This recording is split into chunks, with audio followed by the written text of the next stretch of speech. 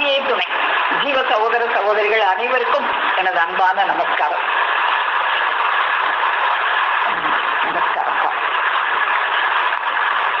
இறைவன் இந்த பூமியில் அவதாரம் செய்து வந்த காலங்கள் தோறும் இந்த மண்ணுலக பாவிகள் அவர்களுக்கு கொடுமையே இழைத்து வந்திருக்கிறார்கள்.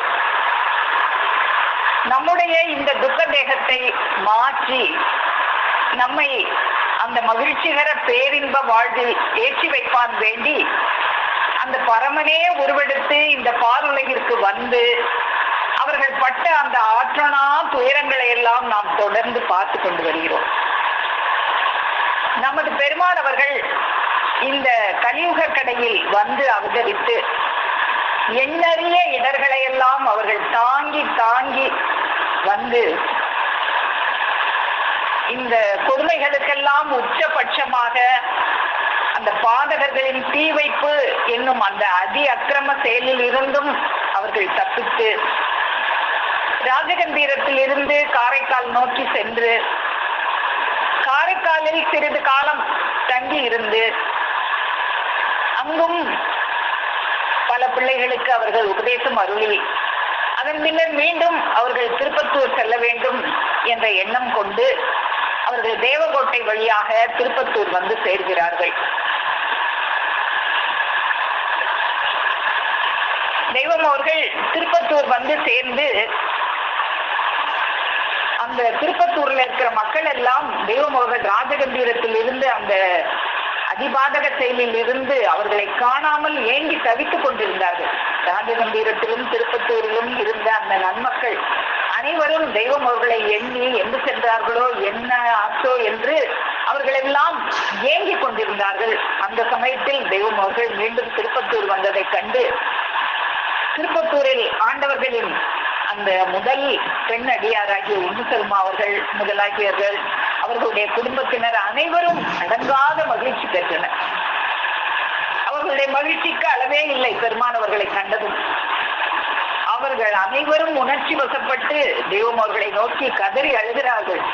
எப்படித்தான் துன்பற்றீர்களோ எங்கே சென்றீர்களோ என தேம்பி தேம்பி அழுதார்கள்.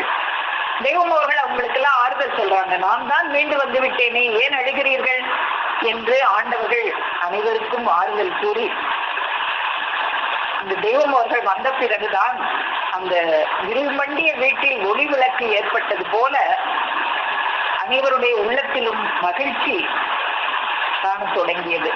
எல்லோரும் மகிழ்ச்சி பொங்க தெய்வம் அவர்களை வணங்கி துதித்துக் கொண்டிருந்தார்கள்.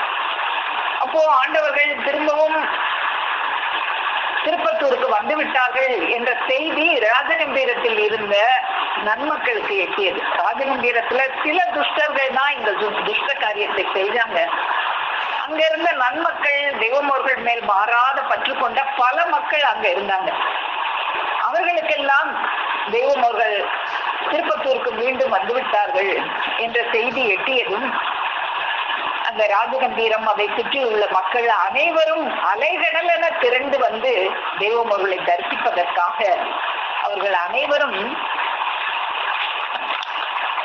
தெய்வம் அவர்களை தேடி வந்து அந்த ஊர் ராஜகம்பீரத்து நாட்டாண்மை அவர்களும் மற்ற ஊர் மக்களும் எல்லோரும் சேர்ந்து அதுல சில விஷமிகள் கூட தங்களை தவறை உணர்ந்து தெய்வம் அவர்கள்ட்ட மன்னிப்பு கேட்கணும்னு நினைச்சு அந்த கூட்டத்துல வந்திருக்கிறாங்க. எல்லாருமே சேர்ந்து தெய்வம் அவர்கள்ட்ட மன்னிப்பு கேட்கறதுக்காக ராஜகம்பீரத்திலிருந்து பால் குடம் சுமந்து, எப்படி இன்னைக்கு வந்து ஒரு பழனிக்காக பால் குடம் காவடியில சுமந்து போறாங்களோ அது போல எல்லாரும் பால் குடம் சுமந்து புஷ்பங்கள் பல தாம்பாளங்களுடன் திரளாக திருப்பத்தூர் நோக்கி தெய்வம் அவர்கள்ட்ட வந்து மன்னிப்பு கேட்கிறாங்க. நீங்க வந்து திரும்பவும் ராஜகம்பீரத்துக்கு வரணும், நாங்க செய்த இந்த பாவத்துக்கு பிராயச்சித்தமாக உங்களை வந்து நாங்க தங்கம் போல நாங்க தாங்கணும்னு நினைக்கிறோம், நீங்க வரணும் அப்படின்லாம் ரொம்ப பணிவோட எல்லாரும் கேட்கிறாங்க. தெய்வம் அவர்களுடைய திருவுள்ளம் தான் எப்பயும் அது வந்து மன்னிப்பு கேட்டாலே இறங்கக்கூடிய உள்ளமாயிற்றே. தெய்வம் அவர்களுடைய திரு உள்ளமும் இறக்கமுற்றது. அதனால தெய்வம் அவர்களும் திரும்பவும் ராஜகம்பீரத்துக்கு போய் வந்து கொண்டிருந்தார்கள். ராஜகம்பீரத்திலும் திருப்பத்தூரிலுமாக சபை நடைபெற்று கொண்டே இருந்தது. இப்படியாக ராஜகம்பீரத்திலும் திருப்பத்தூரிலுமாக மாறி மாறி தெய்வம் அவர்கள் சபையை நடத்தி கொண்டு வந்திருந்தார்கள். அப்போ தெய்வம் அவர்களுக்கு நிறைய பெண் அடியார்கள், நிறைய பேர் பெண் அடியார்கள் சேர்ந்தாங்க. அப்போதான் பெண்ணடியார்கள் நிறைய பேர் இருக்கிறதுனால அப்ப மற்றவங்க எதுவும் ஒரு சொல் எதுவும் சொல்லிடக்கூடாது, இத்தனை பெண்ணடியார்கள் வரும்போது அவங்களையெல்லாம் உபசரிக்க தன்னுடன் ஒரு பெண்மணி இருத்தல் அவசியம் என்பதை தெய்வம் அவர்கள் திருவுள்ளத்தில் எண்ணுகிறார்கள்.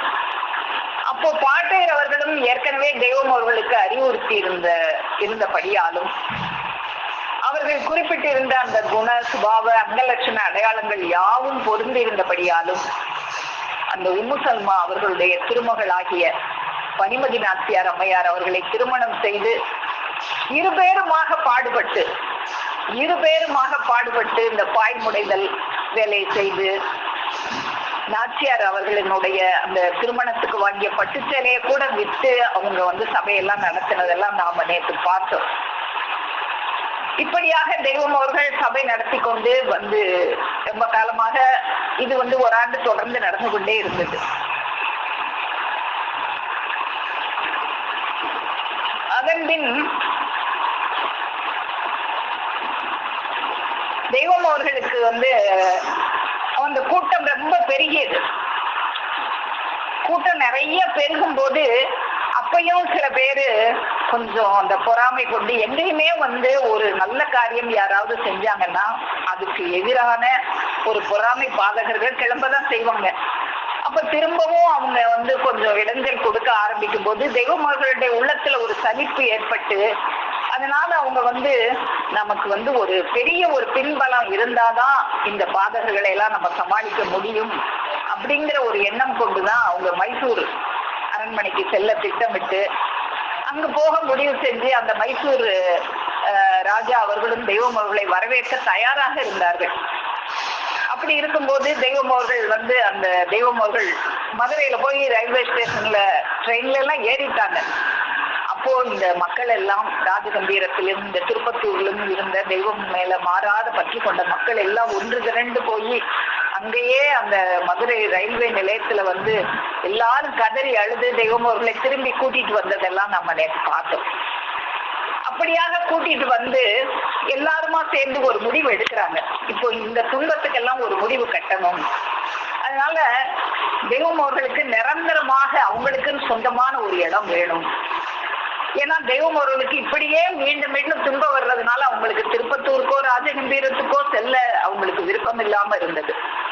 அப்படி இருந்ததுனால மதுரையிலேயே தெய்வம் அவர்களை ஒரு இடத்துல தங்க வைக்கிறாங்க. எல்லாருமா தங்க வச்சு அவங்களுக்கு ஒரு சொந்தமான இடம் இந்த மதுரையிலேயே வாங்கணும் அப்படின்னு நினைச்சு எல்லாருமா சேர்ந்து அந்த மதுரை தெய்வம் அவர்களும் சரி அப்படின்னு சொல்லி தெய்வம் அவர்கள்ட்ட அந்த உத்தரவு பெற்று எல்லாருமாக சேர்ந்து ஒரு ஆலயம் தெய்வம் அவர்களுக்காக மதுரையில ஒரு ஆலயம் நிர்மாணம் செய்யணும் அப்படின்ற நோக்கத்துல இடம் தேட ஆரம்பிக்கிறாங்க.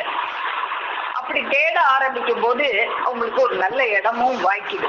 அப்போ மதுரையில ஜனாப் அப்பாஸ் அலி அப்படிங்கிற ஒருத்தர் கலெக்டரா இருந்தார். அவர்கிட்ட 22 ஏக்கர் பரப்பளவு உள்ள ஒரு பழ தோட்டமும் அதனை சார்ந்த ஒரு 116 ஏக்கர் நிலமும் இருப்பதாக தெய்வம் அவர்கள் கேள்விப்படுறாங்க. அப்போ தெய்வம் அவங்க அதை போய் பாக்குறாங்க. அவங்களுக்கும் திருப்தியா இருக்கு. சரி இந்த இடத்த நம்ம வாங்கிடலாம் அப்படின்னு நினைச்சு அந்த வாங்கி அந்த சீரும் சிறப்புமாக அதை ஒரு நல்ல ஒரு கட்டடமாக செங்கல் சேராத ஒரு கல்லையே ஒரு ஆலயம் கட்டணும் தெய்வம் அவர்கள் நினைச்சு அப்போ பிள்ளைகள் எல்லாருமே சேர்ந்து நிறைய பொண்ணும் பொருளுமாக காணிக்க கொண்டு குமிக்கிறாங்க. அப்போ எல்லாரும் காணிக்கையை கொண்டு குமிச்சு தெய்வம் அவர்களும் சேர்ந்து பாடுபட்டு அவங்களும் ஒரு பணியாளர் போலவே அங்க பாடுபடுறாங்க. நம்ம இன்னைக்குமே ஆலயத்துல பார்க்கலாம். தெய்வம் அவர்கள் அந்த அரைக்கால் ரவுசர் போட்டுட்டு அந்த ஆலயம் அந்த பழஞ்சாலையில இருக்கிற ஆலயம் அந்த பணியில ஈடுபட்டிருக்கிற மாதிரி ஒரு நம்ம ஆலயத்துல கூட ஒரு படம் அவங்களுடைய திருவுருவ படம் வச்சிருப்பாங்க. அப்படியாக அவங்க பாடுபட்டு அங்க இருக்கிற முட்புதர்கள் எல்லாத்தையும் வெட்டி சுத்தம் செய்து அங்க எவ்வளவோ பாடுபட்டு அந்த கட்டடத்தை எல்லாம் கட்டுறாங்க. இப்போ அந்த கட்டடத்தை கட்டும் போதெல்லாம் அவ்வளவு சந்தோஷமாக எல்லாரும் ஆடி பாடி மகிழ்ச்சி பொங்க அந்த பிள்ளைகள் எல்லாம் சேர்ந்து களைப்பே தெரியாதபடி தெய்வம் அவர்கள் அவங்களோட ஒரு வேலையால் போலவும் அந்த வேலை செய்யும் போது எல்லாருமா சேர்ந்து மொத்தமா ஒரு கஞ்சி சாதம் மாதிரி ஆக்கி எல்லாரும் சேர்ந்து அமர்ந்து அதை பருக. ஒரு முறை இலை இல்லைன்னு சொல்லும் போது தெய்வமாக இலையும் வேண்டாம் ஒண்ணு வேண்டாம் எல்லாரும் கையை நீட்டுங்க நான் உருட்டி உருட்டி தர்றேன் அப்படின்னு சொல்லி எல்லாருக்கும் உருட்டி உருட்டி கையில கொடுத்து இதுதான்டா கட்டு சாதம் அப்படின்லாம் சொல்லி எல்லாரையும் மகிழ்ச்சியோட அவங்க எவ்வளவுதான் துன்பம் பட்டிருந்தாலும் அவங்க தங்கள் பிள்ளைகளை தங்களை சார்ந்த பிள்ளைகளை என்னைக்குமே மகிழ்ச்சியோட வைக்கதான் பார்ப்பாங்க. அப்படியாக அவங்க மகிழ்ச்சியோட ஆடி பாடி கொண்டாடி ஒரு அழகான ஒரு ஆலயத்தை நிர்மாணம் செய்யறாங்க. இப்போ இந்த உலகத்துல அடியார்கள் இறைவனுக்கு கோயில் எழுப்புவாங்க. அதை நம்ம பார்த்திருக்கிறோம். இவ்வுலகில் அன்பர்கள் அடியார்கள் இறைவனுக்கு கோயில் எழுப்புவார்கள். அகமிய உலகில் இறைவன் மனிதனை படைத்து அவன் இருதயத்தில் சுயம்பிரகாச நித்யானந்த பிரம்மஸ்வரூபராய் குடியேறி விளங்குகிறார்கள். அந்த பிரம்மஸ்வரூபரே பூ உலகில் திருமேனி தாங்கி நம்ம எல்லாருடைய இதயத்திலும் கோயில் கொண்டு குடியிருக்கிற அந்த பிரம்மஸ்வரூபரே இந்த திருமேனி இந்த பூ உலகில் திருமேனி தாங்கி அவர்கள் இந்த மக்களை எல்லாம் ஜென்ம சாபல்யர்களாக ஆக்குவான் வேண்டி அவங்களே ஒரு ஆலயம் கட்டுறாங்க. பொல்லா பிறவி பிணி நீக்கும் பெருந்தவ பள்ளியாகிய அந்த பொன்னரங்கம் என்ற தேவாலயத்தை தாங்களே முன்னின்று அவர்கள் தீர்மானித்து அந்த ஆலயத்தை அவ்வளவு அவங்களுடைய நோக்கத்தின்படி அவங்களுக்கு எப்படியெல்லாம் அந்த ஆலயத்தை நிர்மாணிக்கணும் அப்படின்னு தோணுச்சு. அவங்களுடைய அந்த திருவுருவத்தின் அந்த திரு உள்ளத்தின் நோக்கத்தின்படி அந்த ஆலயத்தை அவ்வளவு சிறப்பாக தெய்வம் அவர்கள் அதை நிர்மாணம் செய்யறாங்க.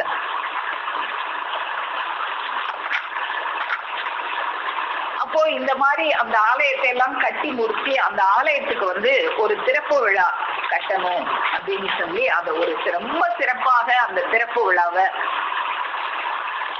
அதை கொண்டாடணும் அப்படின்னு சொல்லி அதுக்கு ஒரு திருமுகம் அடிச்சு எல்லா மக்களும் வேண்டுகோள் விடுக்கிறாங்க தெய்வம் அவர்கள்ட்ட இந்த திறப்பு விழாவை நம்ம ரொம்ப சிறப்பா கொண்டாடணும். ஏன்னா அவ்வளவு தூரம் தெய்வம் அவர்கள் தங்குறதுக்கு ஒரு இடம் இல்லாம எவ்வளவோ பாடுபட்டு அலைஞ்சு திரிஞ்சு இன்னைக்கு அவங்க நிலையா உட்காரலாம்னு நினைச்சு ஒரு இடம் கட்டி அந்த மகிழ்ச்சியை கொண்டாடுவதற்கு அதை ஒரு பெரிய ஒரு விழாவாக செய்யணும்னு நினைக்கிறாங்க. அப்போ அந்த பொற்பதி அரசர் சிற்பி திருக்கோலமாக பூண்டு அற்புத திருக்கரங்களால் அருமையாக நிர்மாணித்த அந்த ஆணி பொன்னரங்க தேவாலய திருப்பணி மிக மிக சிறப்பாக நிறைவுற்றிருந்தது. அவங்களே ஒரு சிற்பியாக இருந்து அந்த ஆலயத்தை ஒரு சிற்பமாக உருவகம் பண்ணாங்க. அந்த அழகிய புனித தேவாலயத்தை அவர்கள் பொற்கரங்களால் சிறப்பித்து அருள வேண்டும் என்று பிள்ளைகள் எல்லாம் அவர்களிடம் பணிவாக வேண்டி கேட்டுக்கொண்டார்கள். அப்போ தெய்வம் அவர்களும் அதுக்கு சம்மதிக்கிறாங்க.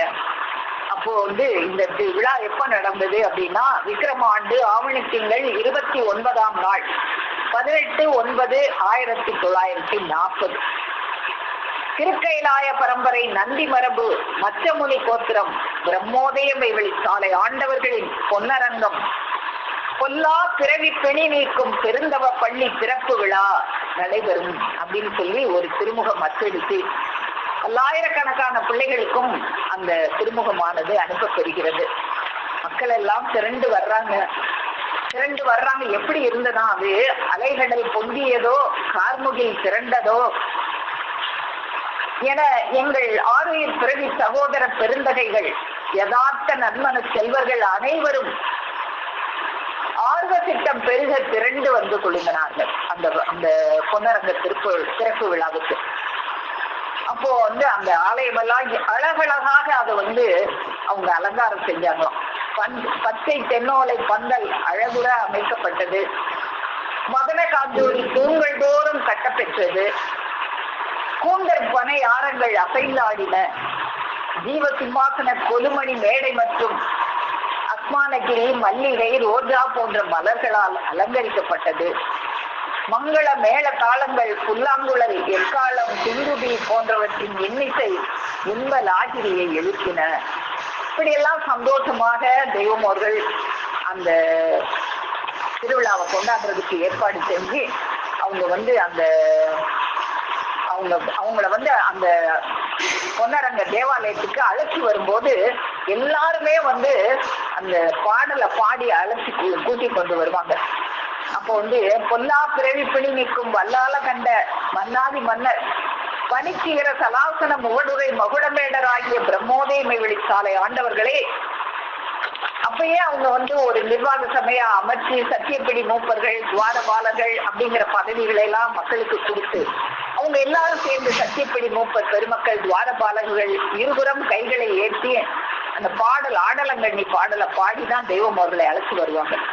இப்பயுமே சாலைக்கு அவங்க இந்த நம்ம இப்ப இருக்கிற இந்த சாலைக்கும் வந்தபோது எந்த திருவிழா நடக்கும் போதும் தெய்வம் அவர்களை திருமாளிகையிலிருந்து அழைச்சி வரும்போது அப்படித்தான் எல்லா அனந்தாதி தேவர் மக்கள் புடைசூழ அந்த நற்றுணைற்றால் பாடலை பாடி அவங்கள வந்து அந்த திருமாளிகையில இருந்து அழைச்சி கூட்டிட்டு வருவாங்க.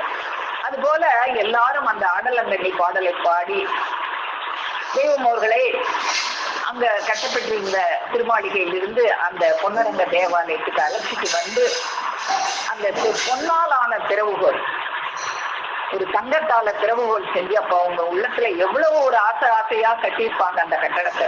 அந்த திறவுகோலை தெய்வம் அவர்கள் திருக்கரங்களில் கொடுத்து அவர்கள் திருக்கரங்களால் அந்த பொன்னரங்கம் சிறப்பிக்க பெற்றது.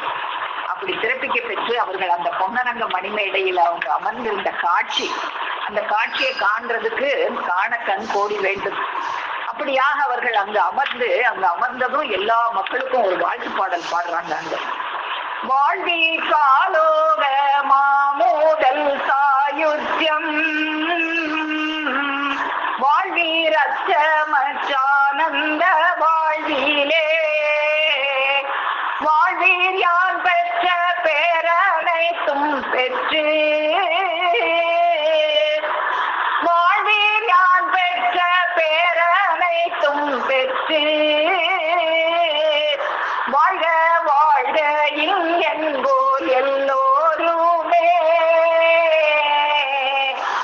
என்று தெய்வமோர்கள் தங்கள் கற்பூர வாடை கமல அந்த பொன் குமுத திருவாய் திறந்து எல்லோரையும் வாழ்த்தி அந்த பொன்னரங்கமணி மேடையில் அமர்ந்து அவங்க வந்து அந்த பாடல் பாடுறாங்க. இப்படியாக அந்த விழா எல்லாம் கொண்டாடப்பட்டது. அப்போ அங்க வந்து தெய்வம் அவர்கள் வந்து அந்த பழஞ்சாலையில பொங்கல் எல்லாம் அந்த மக்களோட சேர்ந்து கொண்டாடி, அப்ப பொங்கல் கொண்டாடும் போது இந்த மக்கள் எல்லாம் எங்களுக்கு வந்து ஒரு கும்மி பாட்டு வேணும் அப்படின்னு சொல்லி எல்லாருமே வந்து பொங்கல் எல்லாம் பூர்த்தி ஆனதும் அங்க இருக்கிற மக்கள் எல்லாம் ஆடி பாடி கூடி ஆட்டமும் பாட்டமுமா தான் அங்க மகிழ்ச்சியா இருந்திருக்கிறாங்க தெய்வம் மகள். அது வரைக்கும் எவ்வளவு கஷ்டப்பட்டாங்களோ எல்லாத்துக்கும் மாறாக அந்த பிள்ளைகளோட ஆடி பாடி மகிழ்ச்சியாக இருந்திருக்கிறாங்க. அதாவது பொங்கலுக்கு மறுநாள் ஆடவர்கள் எல்லாம் கையில் கைக்குட்டையை பிடித்து கொண்டு ஒயிலாட்டம் ஆடுவாங்களாம். அப்போ தெய்வத்திட்ட எல்லாரும் கேட்கிறாங்க, தெய்வம் உங்களே நாங்க சும்மா ஆடிக்கிட்டு இருக்கோம், எங்களுக்கு ஒரு கும்மி பாடல் நீங்க ஏற்றி கொடுத்தீங்கன்னா அந்த கும்மி பாடலை பாடி நாங்கெல்லாம் கும்மி அடிச்சு மகிழ்வோமே அப்படின்னு கேட்ட உடனே தான் நம்ம இப்ப பாடுறோமே பொங்கலுக்கு மறுநாள் அந்த பொன்னரங்க கும்மி அந்த பாடலை ஏற்றி கொடுத்து எல்லாருமாக அந்த பாடலை வந்து பனிமதி நாச்சியார் அவங்க தான் ஏற்றி கொடுத்தாங்க. தெய்வ மோதல் அதை பார்த்து அதுல சில திருத்தங்கள்லாம் செய்து கொடுத்தாங்க அப்படின்னு சொல்லுவாங்க. அப்படியாக இந்த பாடல்களை எல்லாம் பாடி மக்கள் எல்லாம் அங்க ஆட்டமும் பாட்டமுமாக அப்படியே இருந்திருக்காங்க. இது வந்து ஓராண்டு காலம்தான் இது நீடிச்சது. அந்த மாதிரி இருக்கும்போது இப்போ இந்த ஒரு மகிழ்ச்சியாவது தெய்வம் அவர்களுக்கு நீடிச்சதா அப்படின்னா இல்ல. அந்த ஒரு வருஷம் நீடிச்சது. அப்போ திடீர்னு ஒரு இராணுவத்தினர் அங்க முகாம் போட வர்றாங்க. அப்போ வந்து பிரிட்டிஷ் ஆட்சி தான் இருந்தது இந்தியாவில். 1940 சொல்றமே, 45 தானே நம்ம சுதந்திரம் வாங்கணும். அப்போ இந்த திருவிழா நிறைவேறி ஓராண்டு காலம் பூர்த்தியாகி இருந்த அந்த சமயத்துல ஒரு நாள் ஆலய அந்த வளாக பகுதியில மேல ஒரு ஆகாய விமானம் தாழ்வாக பறந்து வந்துச்சு. அப்படி பறந்து வந்து அதுல இருந்து நிறைய விளம்பர தாள்களை கீழே போட்டுக்கிட்டே வந்திருக்காங்க இந்த ராணுவ பயிற்சி முகாம்காரங்க. அப்போ அதுல என்ன போட்டிருக்காங்க அப்படின்னா, ராணுவ பயிற்சிக்காக ராணுவம் வந்து அந்த இடத்தில் இறந்து போகிறது, அதனால இந்த இடத்துல இருக்கிற மக்கள் எல்லாம் இந்த இடங்களை காலி செய்து விட வேண்டும் அப்படின்ற மாதிரி ஒரு நோட்டீஸ் அதுல இருந்திருக்கு. இதை தெய்வம் அவர்களுடைய திருச்சன்னதி முன்பாக மாணாக்கர்கள் எல்லாம் கொண்டு வந்து காமிக்கிறாங்க. அதாவது தெய்வம் அவங்க அதை பொருட்படுத்தவே இல்லையா. அவங்களுக்கு ஒரு திடமான நம்பிக்கை, நம்மளை இந்த இடத்துல இருந்து யாரும் அசைக்க முடியாது. அது அவங்க கட்டினது சும்மாலாம் கட்டல. அப்ப பிரிட்டிஷ் ராணி எலிசபெத் ராணிகிட்ட அனுமதி வாங்கி அதை கட்டின கட்டணம், அதனால நம்மளை யாரும் செய்ய முடியாது அப்படின்னு அவங்க கொஞ்சம் அதை பொருட்படுத்தாம இருந்திருக்கிறாங்க. அப்போ சில நாட்கள்ல ராணுவம் முதல்ல நோட்டீஸ் தான் போட்டிருக்காங்க. அதுக்கப்புறம் ராணுவமே அங்க இறங்கியிருக்கு. அப்போ வீரர்கள் அனைவரும் இங்கும் அங்கும் ஓடவும் பதுங்கவும் சுடவும் அந்த ராணுவ பயிற்சி வேலையெல்லாம் அந்த ஏரியாவை சுற்றி பண்ணிட்டே இருக்காங்க. அப்போ அந்த ராணுவ படைத்தலைவன் நம்முடைய அந்த தெய்வம் அவர்கள் நிர்மாணம் செய்த அந்த ஆலயத்தை நோட்டமிடுகிறான். அவன் நோட்டமிட்டு இது யாருடைய ஆலயம் அப்படின்னு கேட்டு, இது தெய்வம் ஆண்டவர்களுடைய ஆலயம் அப்படின்னு கேள்விப்பட்டு தெய்வம் அவர்கள்ட்ட அனுமதி கேட்டு உள்ள நான் பார்க்கணும் அப்படின்னு சொல்லி உள்ள பாக்குறார். பார்க்கும்போது அவருடைய உள்ளத்துல ஒரு திட்டம் உருவாயிருக்கு. இந்த இடம் ஒரு ராணுவ தளவாடங்களை போட்டு வைக்கிறதுக்கு ஒரு சரியான பொருத்தமான இடமாக இருக்கு. அதனால இந்த இடத்தை நம்ம ஆக்கிரமித்து ஆண்டவர்களை இந்த இடத்தில் இருந்து வெளியேற்றி விட வேண்டும் அப்படின்னு அவருடைய உள்ளத்துல ஒரு திட்டம் வந்துடுச்சு. அப்போ அவர் சொல்றார், இந்த ராணுவத்திற்கு அந்த ராணுவ தலைவன் சொல்றாரு, எங்களுக்கு இந்த இடம் வேணும், நீங்க இதை காலி செஞ்சு இதை கொடுத்துட்டு நீங்க வெளியே போகணும் அப்படின்னு தெய்வம் அவர்கிட்ட சொல்றாங்க. ஆனா அவர் கொஞ்சம் ஆணவமா தான் சொல்றாரு. தெய்வம் அவங்க அதை கேட்கல. அது எப்படி முடியாது, நாங்க பிரிட்டிஷ் ராணிகிட்ட அனுமதி வாங்கி தான் கட்டியிருக்கோம் அப்படின்னு சொன்ன பிறகு அவர் இல்ல, நான் வெளியேற்றாம உங்களை விட மாட்டேன் அப்படிங்கிற மாதிரிலாம் பேசுறாரு. அவர் கொஞ்ச நாள்ல அவருடைய அந்த பதவி மாற்றம், அவரை வேற இடத்துக்கு மாற்றம் செய்யறாங்க. அப்போ அந்த இடத்துக்கு ஒரு சீக்கியர் அந்த ராணுவ தலைவராக அந்த இடத்துல நியமிக்கப்படுறார். அந்த சீக்கியர் ரொம்ப ஒரு பக்தி பணிவு நிறைந்த ஒருவரா இருக்கிறார். அவர் தெய்வம் அவர்களை தரிசனம் பண்ணும்போது அவர் என்ன நினைக்கிறார் உள்ளத்துல, சீக்கியர்கள் எல்லாம் குருநானக் அவங்களதான் குருவாக அவங்க எல்லாம் வழிபடுவாங்க, இவங்களை பார்க்கும்போது குருநானக்கு போலே இருக்கு அப்படின்னு சொல்லும் போது தெய்வம் அவர்களும் அவங்ககிட்ட குருநானக்கை பத்தி நிறைய பேசுறாங்க. குருநானக் அவர்களுடைய உள்ளம் எப்படி கூர்மையான உள்ளமாக இருந்தது அப்படின்னு தெய்வம் அவர்கள் குருநானக்கை பத்தி நிறைய பேசுறதை கேட்டு அவர் எங்க குருநானக்கே தான் அவதாரம் செய்து வந்தது, அவ்வாறே குருநானக் அப்படின்னு சொல்லி தெய்வம் அவர்களை அவர் ரொம்ப மரியாதையோட, தெய்வம் அவர்களுக்கு ஒரு 6 குதிரைகள் பூட்டிய ஒரு சாரட்ல தெய்வம் அவர்களை ஏற்றி அவர் நகர்வலம் எல்லாம் வர செய்து தெய்வம் அவர்களை ரொம்ப கொண்டாடுறாரு. அவர் கொண்டாடி அப்ப அவர் இந்த இடம் ஆனா கட்டாயம் வாங்கியே ஆகணுங்கிறது அரசாங்க உத்தரவாக இருக்கு. அப்போ அவர் தெய்வம் அவர்கள்ட்ட ரொம்ப பணிஞ்சுதான், அப்ப அரசாங்கத்துக்கு அவர் தான் ஒரு கடிதம் எழுதுறாரு. அவங்க ரொம்ப பெரியவங்க, அவங்ககிட்ட மற்றவங்ககிட்ட கேட்குற மாதிரி அவங்ககிட்ட கேட்கக்கூடாது, அவங்ககிட்ட பணிவா கேட்கணும், அவங்ககிட்ட பணிவா இந்த இடம் நமக்கு வேணும் அப்படின்னு கேட்கும்போது கண்டிப்பா அவங்க தருவாங்க அப்படின்னு அதுக்கு முந்தி அதிகாரமா ஒரு ராணுவ அதிகாரி கேட்டுட்டு இருந்தாரு. இந்த சீக்கியர் சொன்ன பிறகு அந்த அரசாங்கத்தில இருந்தே தெய்வம் அவர்கள்ட்ட தெய்வம் அவர்கள் கூட ஒளிநாடாக சொல்லுவாங்க, ஒரு பெரிய அரசாங்கத்தை நம்ம எதிர்க்க முடியுமா, ஆண்டவங்கள தயவா கேட்கிறேன் அப்படின்னு ஒரு வார்த்தை சொல்லிட்டானே, அப்போ அதுக்கு மேல ஒரு அரசாங்கத்தை எதிர்த்து நாம அங்க இருக்க முடியுமா, அதனாலதான் நான் கொடுத்துட்டேன் அப்படின்னு சொல்லுவாங்க. அது போல அவர்கள் பெரியவர்களாக இருக்கும் பட்சத்தில் அவர்களிடம் தயவாக கேட்டு அதுக்கு விலை கொடுத்து அந்த கட்டணத்தை விலைக்கு வாங்கி விடுங்கள் அப்படின்னு சொல்லி அவர் அந்த சீக்கியர் அரசாங்கத்துக்கு சொல்றார். அப்போ தயவாக நீங்க கொடுக்கணும்,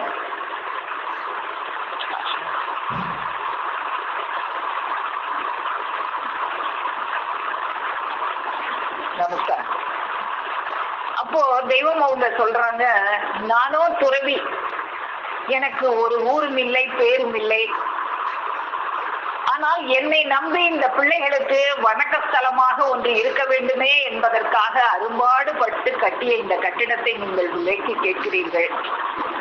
பிள்ளைகளின் ஆயுளுக்கும் தலைமுறைகளுக்கும் இது போதும் என்று நினைத்திருந்தேன். ராணி விக்டோரியாவின் அனுமதி பெற்று கட்டிய கட்டிடம் இது. இந்த பரந்த பூமியில் உங்களுக்கு வேறு இடமா இல்லை. இதன் மேல் குறிவைத்து வற்புறுத்துகிறீர்களே அப்படின்னு தெய்வம் மன்றாடி கேட்டு பாக்குறாங்க. அப்போ அந்த வைஸ்ராயாக இருந்தவர் லார்ட் வேவல் அப்படிங்கிறவர் தான் வைஸ்ராயாக இருந்தார். அவர் சொல்றாரு, நீங்க ராணிகிட்ட அனுமதி பெற்று கட்டின கட்டடம் தான் அது சரி. ஆனா இப்ப உலக நிலைமை இப்படி இருக்கு, உலகத்துடைய சேமத்திற்காக அப்போ வேர்ல்டு வார் நடந்துகிட்டு இருந்தது, உலக சேமத்திற்காக நாங்கள் போரிடுகிறோம், நீங்கள் தயவு செய்து எங்களுக்கு உதவியாக இருந்து அந்த கட்டணத்தை கொடுத்து எங்களுக்கு உதவி செய்ய வேண்டும் அப்படின்னு ரொம்ப பணிவாக, நீங்கள் எவ்வளவு தொகை கேட்கிறீங்களோ அவ்வளவு தொகை உங்களுக்கு நாங்கள் தருவதற்கு தயாராக இருக்கிறோம் அப்படி எல்லாம் பணிவாக கேட்ட உடனே தெய்வம் அவர்கள் திருவுள்ளத்துல என்ன நினைக்கிறாங்க, ஒரு அரசாங்கம், ஒரு பிரிட்டிஷ் அரசாங்கம் அதை எதிர்க்க முடியுமா நம்மளால? ஒரு அரசன் தயவாக கேட்கும் போது நாம் எதிர்ப்பு செய்யலாமா? அரசன் பார்த்து ஒரு ஊரை சுட்டறி என்றால் எரித்து விடுவார்கள். அவ்வளவு அதிகாரம் படைபலம் உள்ளவன் பணிவாக நம்மகிட்ட கேட்கிறான், நாம் மறுப்பதில் அர்த்தம் இல்லை. சரி, ஊழி விதி இப்படி ஆயிற்று என்று நினைத்தவர்களாய் கட்டடத்தை அரசாங்கத்திற்கே விற்று விடுவதென்ற தீர்மானத்திற்கு வந்துவிட்டார்கள். எவ்வளவு சந்தோஷமாக ஒரு வருஷம் அவங்க இருந்தாங்க, எவ்வளவோ கஷ்டங்களை எல்லாம் பட்டு அந்த ஓராண்டு காலம் பிள்ளைகளோட ஆடி பாடி இருந்த அவங்களுடைய அந்த ஒரு நிகழ்ச்சிக்கும் ஒரு முடிவு அங்க வந்தது. அப்போ அரசாங்கம் அந்த கட்டிடத்துக்கு விலையாக அப்போ 1,26,000 ரூபாய் அதை கொடுத்தாங்களாம். அந்த தொகையை அப்படியே அன்னைக்கு அவங்க பேங்க்ல போய் அதை தங்க பிஸ்கட்டுகளாக மாற்றி, அப்படியே ரூபாயா பத்திரப்படுத்தி வைக்க முடியாதுன்னு சொல்லி அதை தங்க பிஸ்கட்டுகளாக மாற்றி அதைத்தான் அவங்க கையில வச்சிருந்தாங்க. அதை என்னமோ பின்னால தங்க பிஸ்கட் வச்சிருக்காங்க, தங்க பிஸ்கட் வச்சிருக்காங்கன்னு பேசினாங்க. அந்த தங்க பிஸ்கட்டுல ஒரு சிறு தொகை 1,26,000 ரூபாயை கொடுத்து வாங்கினதுல ஒரு சிறு தொகை கொடுத்துதான் தெய்வம் அவர்கள் இந்த இப்போது இருக்கிற அந்த மெய்வெளிச்சாலையை வாங்கினாங்க. மீதி தொகையெல்லாம் அந்த தங்க பிஸ்கட்டுகளாக அவங்க வைக்கிறதுக்கு இடம் இல்லாம தான் அவங்க அந்த தரையில தோண்டி வச்சிருந்தாங்க. இதைத்தான் பிற்காலத்துல அவங்க தோன்ற இடமெல்லாம் தங்க பிஸ்கட் அப்படின்லாம் பேசினாங்க. ஆனா அதுக்கப்புறமும் அது கோர்ட்ல தீர்ப்பாகி அதுல எந்த தவறும் இல்லை அப்படின்லாம் வந்தது. அப்படியாக அவங்க அந்த 1,26,000 ரூபாய்க்கு அந்த இடத்தை கொடுத்துட்டு அங்க இருந்து கிளம்பி வர்றாங்க. மதுரை வாசகர் அந்த மதுரையை பிரிந்து அவங்க வருகிற காட்சி, அந்த ஆலயம், திருமாளிகை, மாணாக்கர்களின் விடுதிகள், அன்னையே இப்ப இருக்கிற கால மாதிரியே திருமாளிகை, மாணாக்கர்களுக்கு விடுதிகள் எல்லாம் நிறைய கட்டியிருக்காங்க. அப்போ கட்டப்பட்ட அந்த விடுதிகள் எல்லாத்தையும் காலி செய்றாங்க. அந்த திறவுகோலை அந்த பொன்னாலான அந்த திறவுகோலை தெய்வம் அவர்கள் அந்த இராணுவ தலைவனிடம் ஒப்படைக்கிறாங்க. ஒப்படைக்கும் போது குலுங்காத மேனியே அங்க இல்லையா. அங்க இருந்த பிள்ளைகள் எல்லாரும் குலுங்கி குலுங்கி குலுங்கி அழுகிறாங்க. சபை பிள்ளைகள் ஓவென கதறினர். நெய்வேலி சுப்பையா தேவர், நெய்வேலி வெள்ளைசாமி தேவர் என்போர் ஆண்டவர்கள் ஏறிய வாகனத்தின் முன் விழுந்து அழுது புரண்டாங்க. அங்க இருந்து கிளம்புறதுக்காக ஒரு வாகனத்துல ஏறி தெய்வம் வர்றாங்க. இன்னையே நிலையா இருப்பாங்கன்னு நினைச்சுமே இங்க இருந்து புறப்படுற மாதிரி ஆயிடுச்சேன்னு அந்த வாகனத்தின் முன்னால விழுந்து தரையில உருண்டு அழுது புலம்புறாங்க. தீரத்துறவு கொண்டு பாரப்பிரானாகிய எங்கள் தேவகோமான ஆண்டவர்கள் அனைவரையும் ஆசுவாசப்படுத்தி ஆறுதல் கூறிவிட்டு, அவங்க எவ்வளவுதான் அவங்க உள்ளத்துல வேதனை இருந்தாலும் மற்றவங்களுக்கு அவங்களுக்கு ஆசுவாசப்படுத்துவாங்க, யாரையும் துன்பப்பட விட மாட்டாங்க. அப்போ எல்லா மக்களுக்கும் அவங்க ஆறுதல் கூறி ஆசுவாசப்படுத்தி அந்த வாகனத்துல ஏறி என் மேனி, அப்போ அந்த கட்டடமே கதறி அழுத மாதிரி இருந்ததான். அந்த கட்டடத்துல இருக்கிற ஒவ்வொரு கற்களும் அது செங்கல் சேராத அந்த கல்லாலே கட்டணும்னு நினைச்சு தெய்வம் அவர்களே நின்று பார்த்து கட்டின கட்டடம். அந்த கட்டடமே கதறிச்சான். என் மேனியில் உள்ள கற்களில் பெரும்பாலானவை தங்கள் திருக்கரம் பட்டனவாகவே இருக்கும். இப்படி இருக்க என்னை இவ்வளவு அலங்காரமாக நிர்மாணித்து அழகு பார்த்து என்னை விட்டு விட்டு செல்கிறீர்களே என்று அந்த கட்டடம் கதறியது போல தோற்றமளித்ததாம். அப்போ தெய்வம் அவர்கள் ஏறின அந்த வாகனத்தை அப்போது ஓட்டி கொண்டு வந்தவர் யாரு அப்படின்னா, மதுரையில சொக்கலிங்க நாடர் அப்படின்னு ஒரு அண்ணா. அவங்கதான் அப்போ உதவி சபைக்கரசராக இருந்தாங்க. அந்த உதவி சபைக்கரசர் நெய்வழி சொக்கலிங்க நாடர், அவங்களுக்கு தெய்வம் சிம்ம சொக்கலிங்க நாடர் அப்படின்னு ஒரு பட்டம் கொடுத்தாங்க. அந்த சிம்ம சொக்கலிங்க நாடர் அந்த அண்ணா தான் காரை ஓட்டிட்டு வர்றாங்க. அவங்களால ஓட்டவே முடியல காரை. அவங்களுக்கு படைத்த வாழ்வையெல்லாம் விட்டு விட்டு போ என பிடரியை பிடித்து உந்தி தம்மை தள்ளியது போன்ற ஒரு உணர்வு அந்த சிம்ம சொக்கலிங்க நாடர் அவர்களுக்கு ஏற்பட்டது. அவரால் ஏதும் செய்ய முடியவில்லை. தன்னை மறந்தார் அந்த தகை சான்ற உத்தமர். வாகனம் நின்று விட்டது, அவரால் வாகனத்தை ஓட்ட முடியல. அப்படி வண்டியை நிறுத்திட்டு குலுங்கி குலுங்கி அழுகிறார். அந்த இடத்தை விட்டு கலங்கி வரும்போது கலங்கினார், அழுது குலங்கினார், தயங்கினார். கண்ணீர் பார்வையை மறைத்ததால் வண்டியை இயக்க முடியவில்லை. தடுமாறினார். வண்டி நின்று விட்டது. வண்டி நின்றதும் அப்படி வண்டி மெதுவாக நகருது. பின்னாடி பிள்ளைகள் எல்லாம் தரையில உருண்டு பரண்டு அழுகுறாங்க. திடீர்னு வண்டி நின்னதும் எல்லாரும் ஏன் வண்டி நின்றுச்சு, என்ன ஆச்சு அப்படின்னு எல்லாரும் ஓடி வர்றாங்க. அப்போ வண்டி நின்றதும் பின் வந்தவர்கள் ஓடோடி வந்தனர். என்ன என்ன என்று வினவினர். ஆண்டவர்கள் வாகனத்திலேயே அமர்ந்திருந்தார்கள். தமது அருமை குமாரர் கலங்கியதை ஆண்டவர்கள் கண்ணுற்றார்கள். ஒரு தனி முதல் பிம்ப உருவினர் சிம்ம சொக்கலிங்க நாடரை தடவி கொடுத்து அமைதிப்படுத்தினார்கள். என் செல்வ மகனே, கலங்காதே. இதோ பொன்னரங்கம் நானே, பொன்னரங்கமா நான் இருக்கிறேனே, நான் உங்க கூட தானே இருக்கிறேன், நான் உன்னுடன் இருக்கிறேனே, விடு வண்டியை, பார்த்து கொள்ளலாம் என்று உத்தரவிட்டு அருளினார்கள். எல்லோருடைய இதயமும் கனத்து கிடந்தது.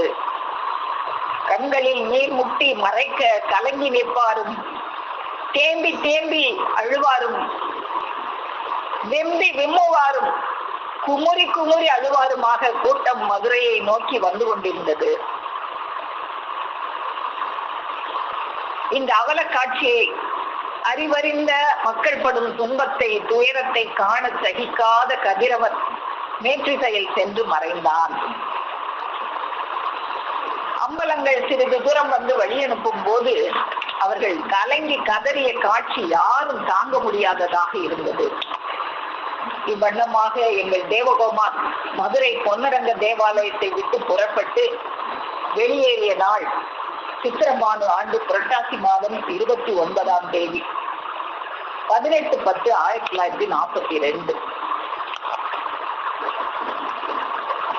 ஆண்டவர்கள் அங்க ஒரு அந்த கற்கள்ல ஒரு எழுத்துக்களை அங்கங்க மாறி பதிச்சு வச்சிருந்தாங்க. ஆலயம் மாற அரசும் மாறும். அது அவங்க தீர்க்க தரிசனமா அங்க எழுதி வச்சிருக்காங்க.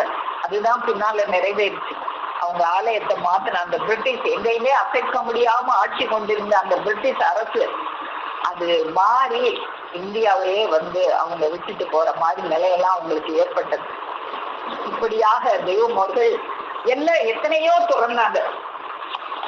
அவங்க சின்ன பிள்ளையில இருந்து அவங்க என்னென்னலாம் அவங்க தொடர்ந்து வந்தாங்க. முதல்ல வியாபார நிமித்தம் அவங்க பிறந்த ஊரை விட்டு அந்த ஊரை தொடர்ந்து காசுக்காரம்பாளையம் வந்தாங்க. முதற்கண் வியாபார நிமித்தம் பிறந்த ஊரை, பெற்றோரை, உற்றாரை, நண்பர்களை விட்டு பிரிந்தார்கள். அடுத்து உயிர்க்குயிராய் நேசித்த உத்தம பத்தினி தங்கமான மனைவியை, முதலாக ஈண்டெடுத்த அந்த செல்வ குழந்தையை, இரவு பகல் பாராமல் பாடுபட்டு ஈட்டிய செல்வமாகிய அந்த 36,000 ரூபாய் வெள்ளி ரூபாய்களை எல்லாம் அவங்க பிரிஞ்சாங்க. கடைசியாக குருபிரான் அவர்களே கதியென அந்த குருகொண்டல் அவர்களை தரிசித்து அவர்களின் மாட்சி அறிந்த உடனே விட்டு விட்டு துறவு கொண்டார்கள். அந்த அவர்கள் பின்னே உடல் பொருள் ஆவியை தத்தம் செய்து அவர்களே ஒரே துணை என அவர்களை பற்றி தொடர்ந்து அவர்களையும் பிரிய வேண்டிய நிலை ஏற்பட்டது. அந்த காரையூர் பொட்டலில் அவர்களையும் பிரிந்து அவர்கள் கலங்கி தவித்தார்கள். வான நாட்டு செல்வம் வழங்க வந்த வள்ளலுக்கு வன்கொடுமை பாதகர்கள் சொல்ல ஒண்ணா துன்பங்கள் தந்தார்கள். இடஞ்சல்களின் உச்சகட்டமாக அவர்கள் இருந்த அந்த தவமாளிகைக்கு தீ வைத்த கொடுமையில் இருந்தும் தப்பித்து தெய்வம் அவர்கள் ராஜகம்பீரத்தையும் துறந்தார்கள். பின்னர் மதுரை வந்து பொன்னரங்க தேவாலயத்தை அரும்பாடுபட்டு கட்டினார்கள். ஊழி விதியானது உண்டி தள்ளவும் தீர்க்க தரிசனங்கள் நிறைவேறும் தருணம் நெருங்கி அந்த நிர்ணய காலமும் வந்துவிட்டபடியாலும் மதுரை பொன்னரங்கத்தை விட்டு கீழ்த்திசையாக அதையும் துறந்து அவர்கள் புறப்பட்டு வருகிறார்கள். அப்போ அப்படியாக வந்து தெய்வம் அவர்கள் கொடி குடை விருதுகளுடனும் சகல பரிவாரங்களுடனும் வேந்தன்பட்டி என்னும் ஊரில் வந்து தங்குறாங்க. அப்போ அந்த மதுரத்துக்கு எங்க போய் தங்குறது, என்ன செய்யறது, எதுவுமே இல்லாம அவங்க வந்து வேந்தன்பட்டி அப்படிங்கிற ஒரு ஊர்ல வந்து அவங்க தங்குறாங்க. அதுக்கப்புறமா பல இடங்களிலும் தேடி அலைந்து இன்னைக்கு இருக்கிற இந்த மெய்வெளிச்சாலையை அவங்க வந்து ஸ்தாபிதம் செய்யறாங்க. அதுக்கப்புறமா கற்பகத்தருவாகிய எங்கள் குலதெய்வ தேவேசர் ஆசிரமம் அமைக்க பல இடங்களிலும் தேடி பொருத்தமான ஒரு இடம் தேர்ந்தெடுக்கும்படி அவர்கள் மாணாக்கர்களுக்கு உத்தரவிட்டு எல்லாருமாக தேடி அலைஞ்சி நாற்றிசையிலும் தேடி அலைந்து இந்த புதுக்கோட்டை தொண்டமான் சீமை சமஸ்தானத்தை சேர்ந்த இந்த ஊரல் மலைச்சாரலில் பாப்பநாச்சி வயல் என்ற ஒரு பகுதி இருப்பதை எல்லாரும் தேடி கண்டுபிடிச்சு தெய்வம் அவர்களுக்கு சொல்றாங்க. தெய்வம் அவர்களும் அந்த இடத்தை வந்து பார்த்து அத வந்து இது பொருத்தமாக இருக்கு, அதுவும் பயங்கரமான ஒரு காடாக இருக்கு, அதையும் அவங்க சீர்திருத்தி தெய்வம் அவர்கள் வந்து அந்த ஆங்கில ஆட்சியில் இருந்த அந்த மதுரை மாநகரை விட்டு வந்து புதுக்கோட்டை தொண்டமான் சீமைக்கு வந்து சேர்றாங்க. அந்த பாப்பநாத்த வயல் பகுதிக்கு அவங்க வரும்போது அது அவங்க வண்டி வாகனங்கள் பரிவாரங்களுடன் இந்த பாப்பநாட்டு வயலுக்கு வந்த தேதி என்ன அப்படின்னா சித்திரபானு வருஷம் ஐப்பசி மாதம் 19ஆம் தேதி 5/11/1942 அவங்க முதலாக இந்த பாப்பநாட்டு வயல்ல வந்து காலடி எடுத்து அவங்களுடைய திருப்பாதத்தை மூன்றி அந்த இடத்தையும் எப்படி அங்க வந்து முற்புதராக கிடந்த இடத்தை ஒரு சோலை வனமாக மாற்றினாங்களோ அதுபோல இந்த இடத்தையும் அவங்க பிள்ளைகளோட சேர்ந்து அந்த முள்ளு எல்லாத்தையும் சீர்திருத்தி இதையும் இன்னைக்கு ஒரு கைலாயமாகவே ஒரு இந்த மண்ணுலக கைலாயமாகவே தெய்வம் அவர்கள் ஆக்கி வச்சு இந்த பகுதியை வந்து அவங்க ஒரு சொற்ப தொகைக்கு ஒரு 6000 ரூபாய்க்கு விலைக்கு வாங்கி அதை வந்து அவங்க நிர்மாணம் செஞ்சாங்க. அதுக்கப்புறம் தான் தெரிஞ்சது இந்த இடத்துலதான் காகபுசுந்தர் பெருமான் அவர்கள் 12 காலங்களுக்கு முன்னர் அவர்கள் வசிஷ்டர் முதலாகிய முனிவர்கள் சூழ எழுந்தருளி இருந்து அந்த ஜீவமந்திரம் என்னும் 2 லட்சம் பாசுரங்கள் அடங்கிய அந்த கிரந்தத்தை அவர்கள் வந்து இந்த இடத்துலதான் இருந்து அருளி செஞ்சிருக்காங்க. அப்போ அந்த இடம் தான் இன்னைக்கு வந்து நமக்கு வந்து நெய்வழிச்சாலையாக நமக்கு எல்லாம் கிடைச்சிருக்கு. அந்த நெய்வழிச்சாலையில அதுக்கப்புறம் எப்படி அந்த பழஞ்சாலையில பொன்னரங்கம் கட்டினாங்களோ அவ்வளவு ஆடம்பரம் நமக்கு வேண்டாம், எப்படி கல்லிலே கட்டி நிலையா இருக்கணும்னு நினைச்சாங்களோ அது நிலையில்லாம போயிருக்கு, நமக்கு எளிமையாக ஒரு கூரையிலே இருந்தா போதும் அப்படின்னு சொல்லி அவங்க வந்து இந்த சாலையை உருவாக்குனாங்க. அப்படி எல்லாம் இந்த சாலை வந்து ஒரு மரத்தடியில் பன்னக சாலை அமைக்கப்பட்டது, மற்றொரு மரத்தடியில் வேத கோஷம் முழங்கியது, மற்றொரு மரநிழலில் பிள்ளைகள் இருந்தனர், இன்னொரு மரநிழலில் குழந்தைகள் கூடி குலாவி மகிழ்ந்திருந்தனர், வேறொரு மரநிழலில் அனந்தாதி தேவர்கள் தெய்வீக மெய்வழி பற்றி விளக்கி பேசிக் கொண்டிருந்தனர், பிரிதொரு மரநிழலில் கொடி குடை செங்கோல் போன்ற விருதுகள் வைக்கப்பட்டிருந்தன, மற்றொரு மரநிழலில் பதினைமார்கள் பாடிக்கொண்டிருந்தார்கள், துவாரபாலகர் ஓர்பால் நின்று காவல் புரிந்து கொண்டிருந்தார்கள், 24 மூப்பர்கள் ஓர்பால், கவிவாணர்கள் ஓர்பால், பெண் பாலர்கள் ஓர்புறம். இதற்கு முன் மனிதர் காலடி பதியாதிருந்த பகுதி இப்படி புது வனப்பு பெற்றது. மனிதர் காலடியே படாத தெய்வம் சொல்லுவாங்க இண்டு இடம் என்னென்னமோ செடி முள் செடியா பேர் சொல்லுவாங்க, அப்படியாக இருந்த இடத்த ஒரு சொர்க்கலோகமாகவே தெய்வம் அவர்கள் மாற்றி அங்க எழுந்தருளி அவங்க வந்து தெய்வம் அவர்கள் வந்து அங்கேயே இருந்து நம்ம எல்லாருடைய அந்த துக்க உடலை மாற்றுவதற்காக அவர்கள் அங்க இருந்து நமக்கு அருளாசி இன்னைக்கும் தெய்வம் அவர்கள் நமக்கெல்லாம் அருளாசி வழங்கிக்கிட்டே இருக்காங்க. அப்போ தெய்வம் அவர்கள் அந்த இடத்துக்கு எழுந்தருளினதோ அது வந்து ஒரு மழையே வராத ஒரு காடாக இருந்தது. தெய்வம் அவர்கள் திருப்பாதத்தை அங்க வச்ச உடனே மழை அங்க வந்து அவ்வளவு கொட்டுன்னு கொட்டியதான். தேவபெருமான் இங்கு எழுந்தருளி இருக்கிறார்கள் என்ற நற்செய்தி அந்த சுற்று வட்டார பொதுமக்களுக்கு தெரிய வந்தது. எங்கள் பெருமான் திருப்பாதம் இங்கு பதிந்ததிலிருந்து மழை சங்காது பெய்ய தொடங்கியது. கடந்த 50-60 ஆண்டுகளாக அத்தகைய மழை பெய்ததை அவர்கள் கண்டதில்லையாம். எல்லாரும் வந்து சொல்றாங்க, சுற்று வட்டார மக்கள் எல்லாம். கடந்த 50 ஆண்டுகளாக இப்படி ஒரு மழையை நாங்க பார்த்ததில்லை. தெய்வம் அவர்கள் திருப்பாதம் அந்த இடத்துல பட்ட பிறகுதான் அந்த மழை ஓயாது பெய்து அது ஒரு வழக்கமான பூமியாக அது மாறி. எனவே சுற்றியுள்ள 18 பட்டி கிராம மக்கள் ஒருங்கு திரண்டு மேளம், தாளம், தம்பூர், கொம்பு, கொட்டு, வாத்தியங்களுடன் வந்து பெருமானவர்களை வணங்கி வரவேற்று அவர்களுடைய அருளாட்சியை பெற்று சென்றார்கள். இப்படியாக தெய்வம் அவர்கள் அந்த மெய்வெளிச்சாலை என்கின்ற இந்த பூலோக கைலாயத்தில் அமர்ந்து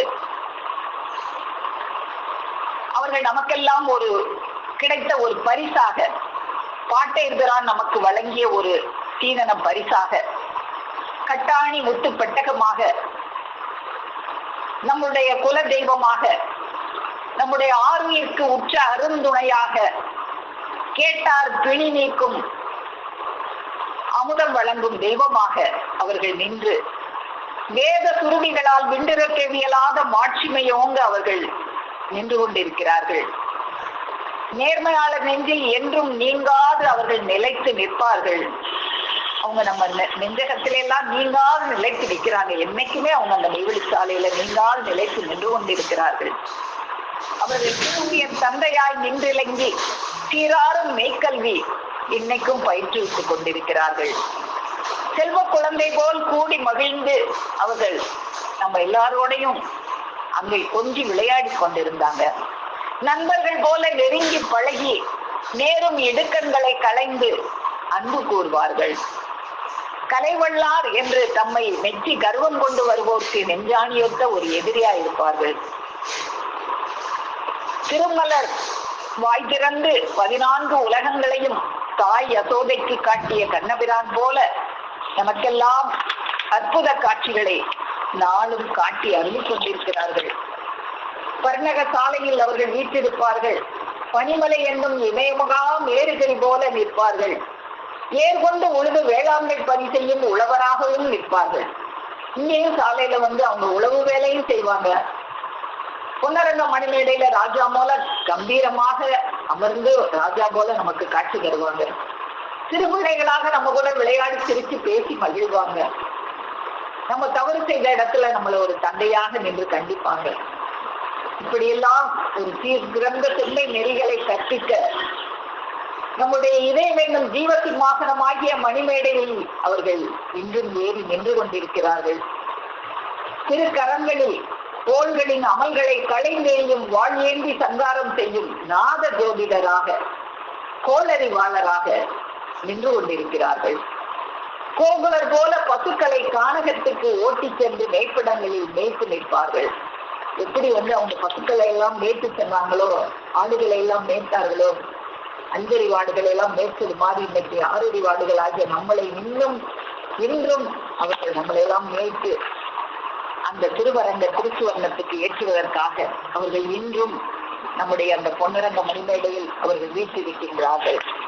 இப்படியாக நம்முடைய பெருமானவர்கள் அவர்கள் இந்த துக்க தேகம் எடுத்து வந்து எண்ணற்ற துக்கங்களை அவங்க அனுபவிச்சு நம்ம எந்த ஒரு துக்கமும் அனுபவிக்க முடியாதபடி நாம இந்த துக்க தேகம் ஏற்றி வந்தாலும் இந்த துக்க தேகத்தில் இருக்கும் போதும் நாம மகிழ்ச்சியோட இருந்து இந்த தேகம் மாறிய பின்னும் அந்த பேரின்ப மகிழ்ச்சி தேகத்தை பெற்று வாழ்விப்பதற்காக தெய்வம் அவர்கள் இந்த பொன்னரங்க தேவாலயத்தை ஏற்றி அதில் பொன்னரங்கராக அவர்கள் அருளாட்சி செய்து நம்மையும் பொருட்டாய் எண்ணி நாமெல்லாம் அதுக்கு தகுதியா அப்படின்னா தெரியல.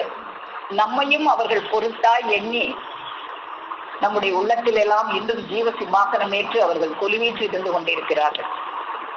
மாதிலான் மறைப்படியும் எண்ணில் கோடி மந்திரங்கள் அனைத்தும் ஒரு மொழிக்குள் வைத்து தேசிகன் என் துக்க உடல் நீக்கி உள்ள சுக உடலை காட்டியே பொன்னரங்கன் தானும் பேசினார் நாயேனை பொருட்டா எண்ணி பிஞ்சகந்தன் நோக்கினுக்கே என்னோக்கேக வாசிவா சிவா வரவு கண்டேன் கண்டேன் வள்ளல் திருவடி கமலம் வாழ்வென் நெஞ்சே. அப்படியாக நாயேனையும் பொருட்டாக எண்ணி அவர்கள் நம்முடைய துக்க உடலை மாற்றி சுக உடலை காட்டுவான் வேண்டி இன்னைக்கும் அவங்க பேசிக்கிட்டே இருக்கிறாங்க, நம்மளை பொருட்டாக எண்ணி. அததான் இன்னைக்கு கூட நம்ம ஒளிநாடால கேட்டோம், நான் சொல்லணும் இல்லைன்னா என் பிள்ளைகள் சொல்லணும். அப்படியாக அவர்கள் இன்னைக்கும் அவங்க இந்த நம்முடைய துக்க உடலை மாற்றுவான் வேண்டி அவங்க துக்க உடல் ஏற்றி எண்ணற்ற துக்கங்களை எல்லாம் அனுபவிச்சு, ஆனா நம்ம எந்த ஒரு துக்கத்தையும் அனுபவிக்க விடாதபடி அவங்க இன்றும் என்றும் தொடர்ந்து காத்தருள் கொண்டிருக்கிற அந்த தெய்வம் அவர்களது பொன்னடியை போற்றி பணிந்து நமஸ்கரித்து என் முத்தி பேரரை மேலும் மேலும் முழங்கும் என்று கூறி உங்களிடமிருந்து விடைபெறுகிறேன். அனைவருக்கும் நமஸ்காரம்.